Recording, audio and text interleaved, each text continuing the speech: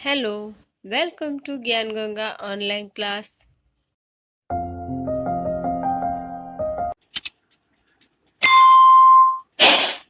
कक्षा 6 का विषय हिंदी पाठ 9 आप भले तो जग भला, जिसके लेखक श्रीमन नारायण। इनका जन्म 1912 ईस्वी में। चलिए इनका थोड़ा परिचय ले लेते हैं हम। श्रीमन नारायण का जन्म इटावा उत्तर प्रदेश में हुआ था। इनकी शिक्षा कोलकाता तथा प्रयाग विश्वविद्यालय में संपन्न हुई। इन्होंने गांधी जी के आर्थिक सिद्धांतों का विशेषज्ञ माना जाता है। आप भारत सरकार के योजना आयोग के सदस्य एवं गुजरात प्रांत के राज्यपाल भी रह चुके हैं। आपकी प्रमुख रचनाएं रोटी का राग एवं मानव है। इस पाठ में लेखक ने कहा है कि हमें केवल अपने से ही संतुष्ट नहीं रहना चाहिए। हमें अपने से ही केवल संतुष्ट नहीं रहना चाहिए, बल्कि दूसरों के विचारों का सम्मान करना चाहिए। यदि हम दूसरों के साथ अच्छा व्यवहार करेंगे तो हमें भी अपने साथ अच्छा व्यवहार मिलेगा, हमारे साथ भी अच्छा व्यवहार होगा। चलिए इसके लिए हम एक छोटी सी कहानी यहाँ पढ़ते हैं कि इन्होंने किस उदाहरण द्वारा हमें यह समझाने का प्रयत्न किया है। एक विशाल कांच के महल में न जाने किधर से एक भटकता हुआ कुत्ता घुस आया। हजारों कांच के टुकड़ों में अपनी शक्ल देखकर वह चौंका। उसने जिधर नजर डाली उधर हजारों कुत्ते दिखाई दिए। वह समझा कि ये सब उस पर टूट पड़ेंगे और उसे मार डालेंगे। अपनी शान दिखाने के लिए वह भौंकने लगा। उसे सभी भौंकते कुत्ते दिखाई पड़े। जितने भी वहाँ पर कुत्ते थे वो सभी उसे भौंकते हुए दिखाई पड़े। उसकी आवाज़ की ही प्रतिध्वनि उसके कानों में जोर से आ रही थी। उसका दिल धड़कने लगा। वह और जोर से भौंका और सभी कुत्ते और जोर से भौंकते दिखाई दिए। आखिर वह उन कुत्तों पर झपटा कि वे भी उस पर झपटे। बेचारा जोर जोर से उछला कूदा, भौंका, चिल्लाया। अंत में वह गश खाकर गिर पड़ा, यानी बेहोश होकर गिर पड़ा। अभी यहाँ पर एक कांच का महल है जिसमें कुछ कांच के टुकड़े हैं और वहाँ से कहीं पे एक भटकता हुआ कुत्ता आ जाता है। अब वह जिस कांच की तरफ देखता उस कांच में अपनी ही परछाई नजर आती, पर वह उसकी समझ में नहीं आता और उसे लगता कि यहाँ पर बहुत सारे कुत्ते हैं, तो इसीलिए उसने उन पर भौंकना शुरू किया। अब जिस तरह वह भौंक रहा था तो शीशे में से वही कुत्ते उस पर भौंक रहे थे और उसी की प्रतिध्वनि उसे सुनाई दे रही थी।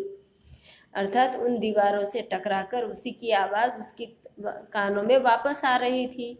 तो वो और ज़ोर ज़ोर से भौंकने, चिल्लाने, कूदने लगा और इतना सब करते करते वह आखिर में बेहोश होकर गिर पड़ा। कुछ देर बाद उसने उसी मोहल्ले के एक दूसरा कुत्ता आया। कुछ देर के बाद वहाँ पर और एक दूसरा कुत्ता आया। उसको भी हजारों कुत्ते दिखाई दिए। वह डरा नहीं। प्यार से उसने अपनी दुम हिलाई। सभी कुत्तों की दुम हिलती दिखाई दी। वह खुश हुआ और कुत्तों की ओर अपनी पूंछ हिलाता बढ़ा। जैसे पहला कुत्ता जो था अपनी परछाई को देखकर और जोर से भौंक रहा था, उसके विरुद्ध ये जो दूसरा कुत्ता उस महल में आया और उसने उन हजारों शीशों के टुकड़े में अपनी ही परछाई को देखा, तो वह डरा नहीं बल्कि खुश हुआ और पूंछ हिलाया। सभी कुत्ते उसकी ओर दुम हिलाते बढ़े। वह प्रसन्नता से उछल कूद करने लगा, उछला कूदा, अपनी ही छाया से खेला, क्योंकि उसमें तो उसे अपनी ही छाया दिखाई दे रही थी। खुश हुआ और फिर पूंछ हिलाता बाहर चला गया। अब इन दोनों कहानियों में पहले कुत्ता जो था वह बहुत ही आक्रामक और क्रोधी प्रवृत्ति का था। तो वह जिस नज़रिए से अपने आप को देख रहा था, उसी नज़रिए से उसे दूसरे कुत्ते अर्थात अपनी परछाई नज़र आ रही थी। और दूसरे कहानी में जो दूसरा कुत्ता है वह अपनी ही परछाई को देखकर खुश हो रहा था, शांत वृत्ति का था। इसीलिए उसके साथ सभी कुत्ते भी उछल कूद करते दिखाई दिए और वह खुशी से दुम हिलाता चला गया। अर्थात जिस तरह हम सामने वाले को देखेंगे, सामने वाला भी हमें उसी तरह प्रतिक्रिया व्यक्त करेगा। जब मैं अपने मित्र को हमेशा परेशान, नाराज और चिड़चिड़ा देखता हूँ, तब उसी किस्से का स्मरण हो आता है। जब वह अपने दोस्त को इसी तरह चिड़चिड़ा, परेशान और नाराज सा देखता है, तो उसे इस कहानी की याद आ जाती है। मैं उसकी मिसाल भौंकने वाले कुत्ते से नहीं देना चाहता। मैं ये नहीं चाहता कि वो जो पहला कुत्ता है उसके जैसा मेरा दोस्त है।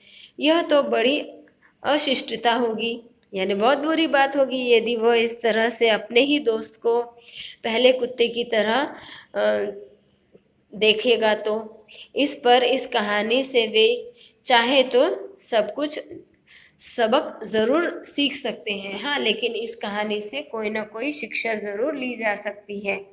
दुनिया एक कांच के महल जैसी है। इस दुनिया को उन्होंने इसी कांच के महल की तरह माना है। अपने स्वभाव को छाया ही उसी पर पड़ती है, अर्थात अपना जो स्वभाव है उसी की छाया उन पर पड़ती है, जिस तरह उस कहानी में बताया गया है। आप भले तो जग भला, आप बुरे तो जग बुरा। अगर आप प्रसन्नचित्त रहकर दूसरों के दोषों को ना देखें और उनके अवगुणों को ध्यान ना दे, तो दुनिया भी आपसे नम्रता और प्रेम से बर्ताव करेगी। पर यदि आप ही दूसरों के अवगुणों को देखेंगे, तो वही सब गुण आप में भी नजर आएंगे। अगर आप हमेशा लोगों के में ऐब और बुराई ही देखते हैं, तो अपना शत्रु समझते हैं। यदि हम इस तरह से कोई व्यवहार करता है, तो हम उसे अपना शत्रु मान लेते हैं कि जब देखो यह हमें ऐसे ही बोलते रहता है, हमारे में कमियां ढूंढते रहता है, और उसकी ओर भौंका करते हैं, तो फिर वे क्यों ना आपकी ओर गुस्सा से दौड़ेंगे। और यदि अगर आप भी उन पर गुस्सा करोगे, तो वो भी आप पर निश्चित ही गुस्सा करेगा। अंग्रेजी में एक कहावत है कि अगर आप हंसोगे तो दुनिया भी आपका साथ देगी। अगर आप को गुस्सा होना और रोना ही है, तो दुनिया से दूर किसी जंगल में चले जाना ही हितकर होगा। यह एक अंग्रेजी में कहावत है कि अगर आप हंसोगे तो दुनिया भी आपका साथ देगी, लेकिन यदि आपको गुस्सा होना है या रोना है, तो आप इस दुनिया से दूर कहीं एकांत में जंगल में चले जाओ, तो यही आपके लिए बेहतर होगा। अमेरिका के मशहूर नेता अब्राहम लिंकन से किसी ने एक बार पूछ लिया कि आपकी सफलता का सबसे बड़ा रहस्य क्या है, तो उन्होंने ज़रा देर सोच कर उत्तर दिया। अब अब्राहम लिंकन जो है अमेरिका के एक मशहूर नेता है, उन्हें किसी ने यह बात कह दी कि आपकी सफलता का क्या राज है, तो उन्होंने सोचकर जवाब दिया और कहा कि मैं दूसरों की अनावश्यक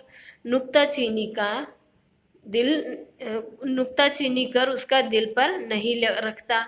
अर्थात कोई उनकी नुक्ताचीनी यानी बुराई, कोई उनकी अनावश्यक बुराई करे तो उनकी बात वह दिल पर नहीं रखते, दिल नहीं दुखाता उनकी बातों से। वे मेरे मित्र की यही खास गलती है, वे दूसरों का दृष्टिकोण समझने की कोशिश ही नहीं करते। दूसरों के विचारों की, कामों को, भावनाओं का आलोचना करना ही अपना धर्म समझते हैं।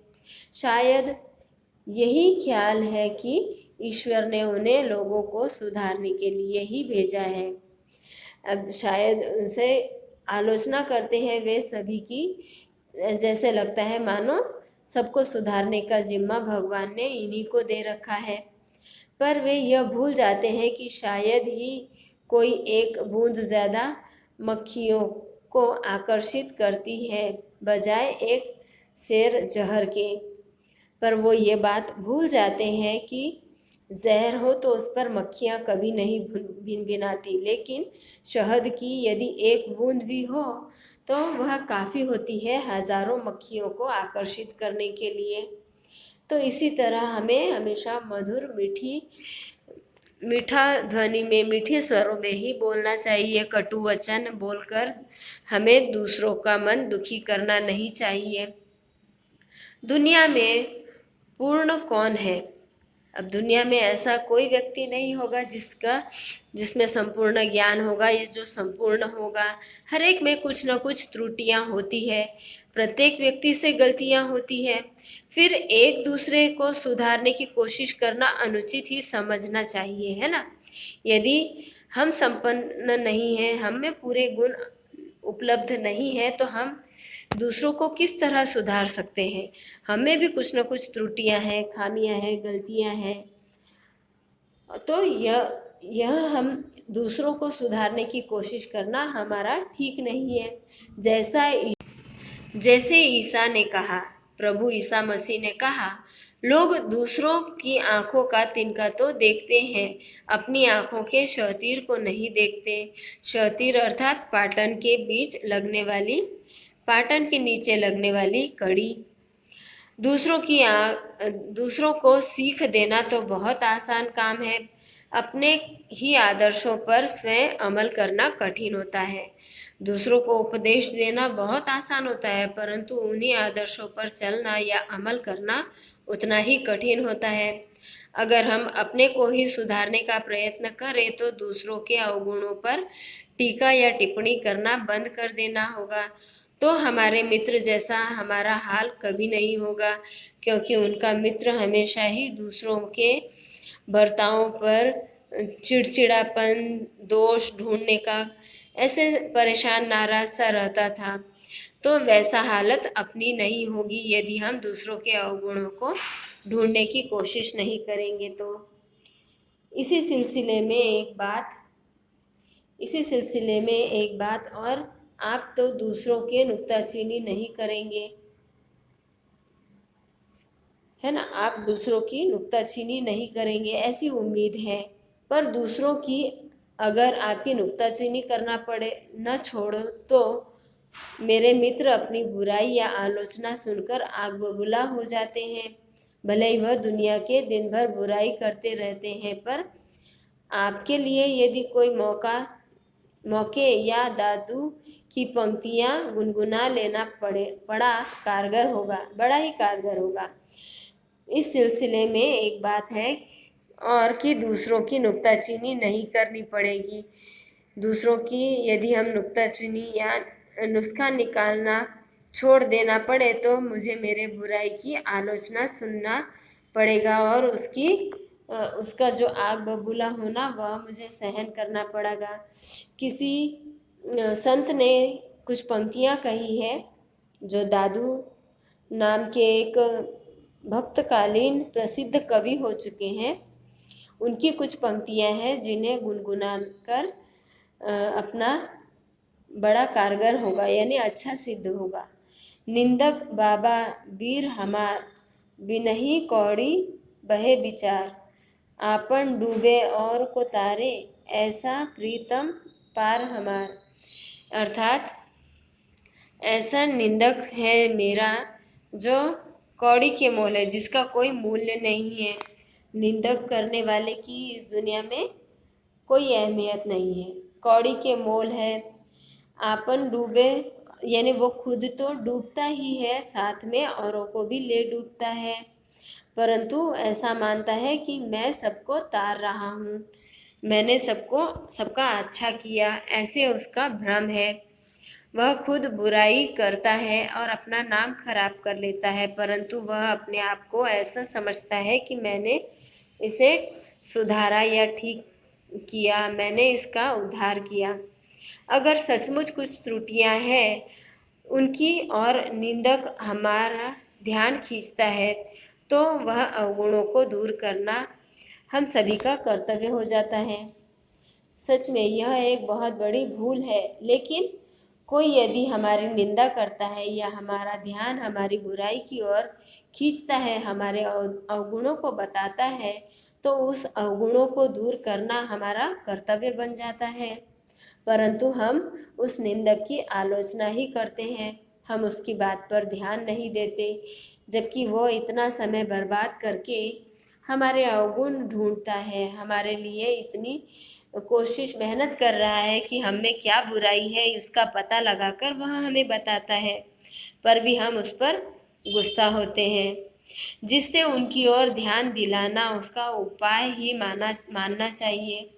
जिस तरह उसने हमारी बुराई की तरफ हमारा ध्यान दिया है, तो उसका तो हमें एहसान ही मानना चाहिए, उपकार मानना चाहिए। एक दिन एक सज्जन ने कुछ गलती हो गई। अब किसी सज्जन की ऐसे ही गलती हो गई। हमारे मित्र तुरंत बिगड़कर बोले, देखिए महाशय, यह आपकी सरासर गलती है, आइंदा ऐसा करोगे तो ठीक नहीं होगा। अब ऐसे ही किसी मित्र की बात बता रहे हैं कि उसने कोई गलती करी और उसे डांट दिया, तो वही महाशय बिगड़कर और बोलने लगे कि देखिए महाशय, ये सरासर गलत है, आइंदा इस तरह से करोगे तो मुझसे बुरा कोई नहीं होगा, है ना, ठीक नहीं होगा। बेचारे महाशय की जो बड़े दुखी हुए, उनका अपमान हो गया, मन में क्रोध उजागर हुआ और वे बिना उत्तर दिए ही वहाँ से चले गए। उन्होंने उनकी गलती बताई पर भी वह उल्टा उन पर बिगड़े और तब उसे गुस्सा आया और वे वहाँ से चले गए। दूसरे दिन मैंने उस महाशय जी से एकांत में कहा, देखिए, गलती तो सभी से होती है, ऐसी गलती भी मैंने भी कर चुका हूँ। दुखी होने का कोई कारण नहीं है। आप तो बड़े समझदार हैं, कोशिश करें तो यह क्या बड़ी से बड़ी गलतियाँ सुधारी जा सकती है, ठीक है ना। तब वह उसे एकांत में दूसरे दिन समझाने की कोशिश करने लगे कि देखिए, यह गलत है, यह सही, यह आप भी जानते हो, यह गलती हुई है तो उसे स्वीकार कर लेना चाहिए। मुझसे भी गलती हुई है, गलती हमेशा इंसानों से ही होती है। आप बड़े हैं, समझदार हैं, कोशिश करो तो क्या बड़ी से बड़ी गलतियां भी सुधारी जा सकती है। उसकी आंखों में आंसू छलक आए।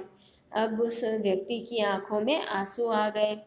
बड़े प्रेम से बोला, जी हाँ, मैं अपनी गलती मानता हूँ, आगे भला मैं वही गलती क्यों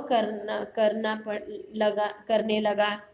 अब वह उसे क्षमा मांगते हुए कहता है कि ठीक है, अब मैं ऐसी गलती दोबारा नहीं करूँगा, मैं अपनी गलती स्वीकारता हूँ। पर कोई मोहब्बत से पेश आए तब ना, आदमी तो प्रेम का भूखा रहता है।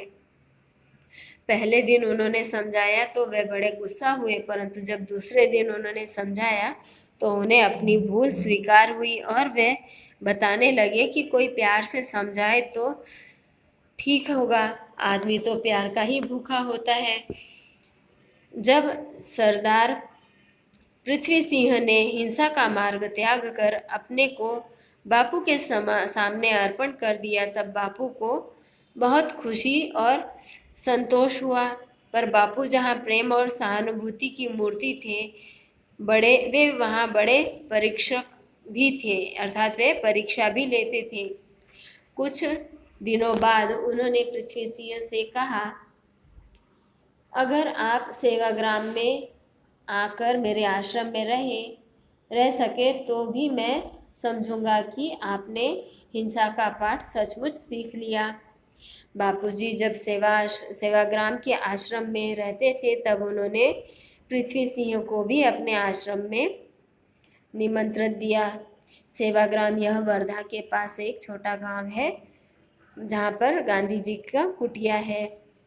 वहीं पर उन्होंने पृथ्वी सिंह जी को आमंत्रित किया था और बताया, यदि अगर आप यहाँ पर कुछ दिन रहे तो मैं समझ लूँगा कि आपने हिंसा का पाठ पढ़ लिया, सीख लिया।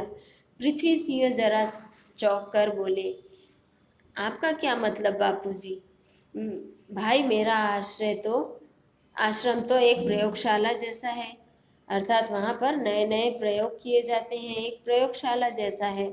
जिन लोगों को कहीं नहीं बनती, अक्सर वे मेरे पास आ जाते हैं। उन सबको एक साथ रखने में मैं सीमेंट का काम करता हूँ और वह सीमेंट मेरा अहिंसा ही है। अर्थात जिन लोगों की बाहर दूसरों के साथ बन नहीं पाती या जिनसे हमेशा अनबन होती रहती है, वे ऐसे मेरे आश्रम में आकर मेरे साथ रहते हैं।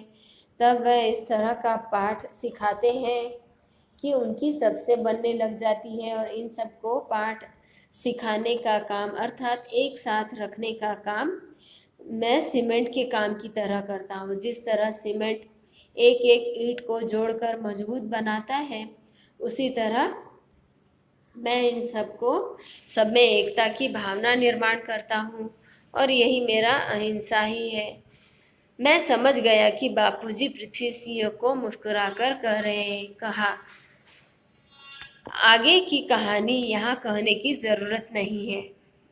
पर उन्होंने बापू के प्रेममय व्यवहार की एक झलक मिल जाती है। उन्होंने अपने प्रेम और सहानुभूति से कितने ही व्यक्तियों को अपनी ओर खींचा है। उन्होंने हमेशा अहिंसा का मार्ग अपनाया और बड़े से बड़े दुश्मनों को अपना बना लिया। बापू कड़ी से कड़ी आलोचना कर सकते थे, वह दूसरों की आलोचना भी कर सकते थे, उन पर गुस्सा भी हो सकते थे और करते भी थे, पर हंसकर मीठी चुटकियां लेकर अपना प्रेम दर्शा कर, है ना। वह केवल जब भी अपनी बातों को मनाना होता था तो हंसकर प्यार से चुटकियां लेकर मना लिया करते थे। अमेरिका के मशहूर लेखक इमर्सन की एक घटना याद आ जाती है। उन्होंने गाय पालने का शौक था। उन्हें गाय पालने का शौक था और उन्होंने गाय और एक नन्हा सा बछड़ा भी पाला। बछड़े उनके मकान के पास एक छोटी कुटिया में रहते थे। अब इन गाय और बछड़े के लिए एक छोटी सी कुटिया उन्होंने अपने घर के पास में ही बना रखी थी। एक बार जोर से बारिश और आंधी तूफान आने वाला था, तभी गायों को झोपड़ी के अंदर चली गई। अब सब गाय झोपड़ी के अंदर चली गई, परंतु एक बछड़ा बाहर ही रह गया। इमर्सन उसका लड़का दोनों मिलकर उस बछड़े को पकड़कर खींचने लगे और वह कुटी में चला आए, पर जो जो उन्हें जोर से खींचना शुरू किया त्यों त्यों वह बछड़ा सारी ताकत लगाकर पीछे हटने लगा। जब इमर्सन की गाय और बछड़े पाला था तो उन्होंने उन कुटिया में सभी गायों को बांधने की कोशिश की, परंतु एक बछड़ा जो है वह बाहर ही घूम रहा था और उसे जितनी ताकत लगाकर कुटिया में ले जाने का प्रयत्न कर रहे थे, वह उस कुटी में जा ही नहीं रहा था। वह भी अपनी तरफ से पूरी ताकत लगाकर पीछे खींच लेता था। बेचारा इमर्सन बड़ा परेशान हुआ। इतने में उसकी बूढ़ी नौकरानी उधर से निकली। घर की सफाई कर कर जब वह बूढ़ी नौकरानी उनके घर से बाहर निकली तो उन्होंने इस तरह का तमाशा करते देखा। जैसे ही उन्होंने यह तमाशा देखा, वह दौड़ी आई और अपना अंगूठा बछड़े के मुंह में प्यार से डालकर उसे झोपड़ी की तरफ ले जाने लगी। बछड़ा चुपचाप कुटी के अंदर चला गया। उस नौकरानी ने समझदारी से उस बछड़े को अपना एक अंगूठा उसके मुंह में डालकर प्यार से सहलाते हुए उस कुटी के पास ले गई और वह बछड़ा भी चुपचाप कुटी के अंदर चला गया। अर्थात यदि हम इन जानवरों पर भी गुस्सा दिखाएंगे तो वह भी हम पर उतना ही गुस्सा या क्रोधित होगा, पर यदि हम उसे प्यार से सहलाकर कुछ बात बताने या समझाने की कोशिश करेंगे तो इस मूक जानवर को भी यह बात समझ में आ जाएगी। तो हम तो इंसान हैं। वह अनपढ़ नौकरानी किताबें व कविताएं लिखना नहीं जानती थी। वह पढ़ी लिखी तो थी नहीं, पर व्यवहार कुशल अवश्य थी। और जब जानवर भी प्रेम की भाषा समझते हैं तो फिर इंसान क्यों कर न समझेंगे। यदि जानवर ही प्यार की भाषा समझते हैं तो इंसान तो पढ़ा लिखा है, वह क्यों नहीं समझेगा। कल हमारे मित्र का रसोइया बिना खबर दिए ही चला गया। बेचारा करता भी क्या, सुबह से शाम तक उनको महोदय की डांट खानी पड़ती थी। तूने आज दाल बिल्कुल बिगाड़ दी, उसमें नमक नहीं डाला, है ना, नमक बहुत डाल दिया है। अरे बेवकूफ़, तूने साग में नमक ही नहीं डाला। यह जली रोटी कौन खाएगा रे। यदि आदि आदि यानी इस तरह की सारी बातें उस नौकर को सुननी पड़ती थी। जब लेखक के मित्र उनका रसोई एक दिन घर छोड़कर चला गया और वह शाम तक लौटा नहीं, तो महाशय ने उसे खूब डांटा था। एक दिन शाम के समय नौकर को कहा कि तुमने तो आज दाल बिगाड़ दी है, तो कोई दिन नमक ज़्यादा डाल दिया है, तो किसी दिन कम कर दिया है। कभी बोलते थे कि रोटियां जला दी है, जली रोटी कौन खाएगा। तो इस तरह के रोज़ की किचकिच से आदि ऐसे झाड़ने लगा। जब कोई चीज़ ज़रा भी बिगड़ जाती तो उसके दिल खोल कर डांटा जाता। जब भी उस नौकर से कोई वस्तु बिगड़ जाती या कोई चीज़ खराब हो जाती तो उनका मालिक उस पर दिल खोल कर डांटा करता था। पर अच्छा भोजन बनने पर कभी तारीफ के दो शब्द नहीं बोलता था। परंतु जब कभी कोई दिन अच्छा भोजन बन जाए तो वह तारीफ सुनाना नहीं जानता था। वह तारीफ कर देने से उसका दिमाग चढ़ जाएगा, ऐसा उसके मित्र का कहना था। मेरा मित्र कह देता, ठीक है तो वह भी आदमी है, उससे भी दिल है बेचारा, कुछ रुपए का नौकर यंत्र नहीं बन सकता। तंग आकर भाग जाने के सिवाय और चारा भी क्या था। आखिरकार उसके मित्र ने उसे समझाया कि आखिर वह भी आदमी है, उसके भी अंदर दिल है। वह आखिर तुम्हारा कुछ रुपयों का ही तो नौकर है, वह कोई मशीन तो नहीं है, यंत्र तो नहीं। क्या करेगा। आखिर तंग आकर वह चला गया। उसके पास और कोई दूसरा चारा भी तो नहीं था। कहने का मतलब यह कि उसकी किसी न किसी से बनती, न मित्र से, न ऑफिस के किसी कर्मचारी से, न घर में, न नौकर से। अर्थात सीधी सीधी बात है कि उस व्यक्ति की, उसके मित्र की किसी से नहीं बनती थी, ना घर में, ना ऑफिस में, ना ऑफिस के कर्मचारियों से, ना घर के नौकर से। उस पर भी मज़ा यह कि वे अपनी जिंदगी और विचारों के पूरी तरह संतुष्ट थे। इतना सब होने के बाद भी वह अपने विचारों से पूरी तरह संतुष्ट है। वे मानते हैं कि उनका जीवन, आचार एवं विचार आदर्श है। दूसरे लोग जो उनका सम्मान नहीं करते वे मूर्ख हैं। परंतु उनके मित्र जो है वे ये मानते थे कि मैं जैसा भी हूँ ठीक हूँ, मैं अच्छा हूँ, मेरे विचार आचार सभी आदर्श हैं। जो लोग मुझे अच्छा नहीं समझते या मेरा सम्मान नहीं करते वे लोग ही मूर्ख हैं। ग्रीस के महान संत सुकरात ने एक बात बड़े पते की कही कि जो मनुष्य मूर्ख है और जानता है कि वह मूर्ख है, वह ज्ञानी है। अर्थात यहाँ सुकरात जी ने जो बात कही वह बिल्कुल सही है कि जो मनुष्य खुद मूर्ख है और जानता है कि मैं मूर्ख हूँ, वही सबसे ज्ञानी है। पर जो मूर्ख है और नहीं जानता कि वह मूर्ख है, वह सबसे बड़ा मूर्ख है। परंतु इसके विपरीत जो व्यक्ति मूर्ख है और नहीं जानता, परंतु वह खुद को बड़ा समझदार समझता है, वही सबसे बड़ा मूर्ख है। अच्छा हो सकता है कि इस विचारों को मेरे मित्र अपने कमरे में लिख कर टांग दे। यदि बड़ा अच्छा हो कि इनका मित्र भी इस बात को अपने कमरे में किसी फलक पर लिखकर टांग दे, पर उससे यह कौन कहने का साहस करेगा।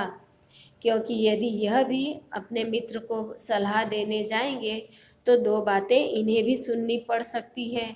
इसीलिए जो समझदार है उसे मूर्ख ही रहने दे, जो मूर्ख है उसे समझदार रहने दे। ऐसा अर्थात कहने का यह मतलब कि हम मूर्ख हैं तो हमें पता होना चाहिए कि हम मूर्ख हैं। हम यदि समझदार हैं तो हमें अपने आप को मूर्ख समझना चाहिए कि मुझसे भी भूल होती है, मैं भी गलती कर सकता हूँ, मैं ही मूर्ख हूँ।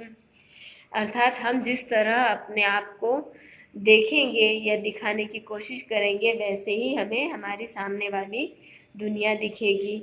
इस तरह अर्थात हमारा नकचढ़ा स्वभाव अच्छा नहीं माना जाता। नकचढ़े स्वभाव का व्यक्ति भी अच्छा नहीं माना जाता।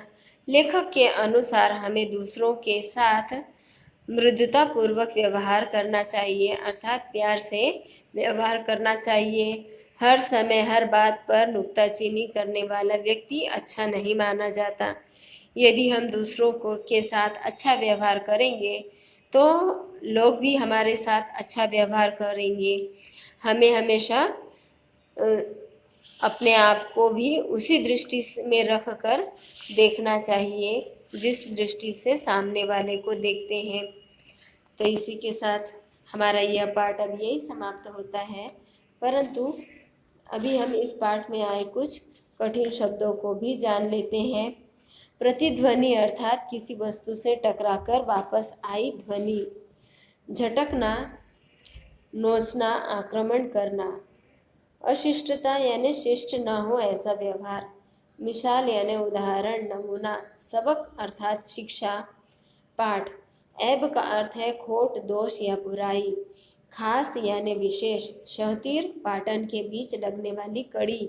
अमल यानी व्यवहार। नुक्ताचीनी, दोष निकालने का काम। छिद्रान्वेषण, अवलोकन अर्थात बुराई, अवगुण यानी खराब गुण, बुरे गुण।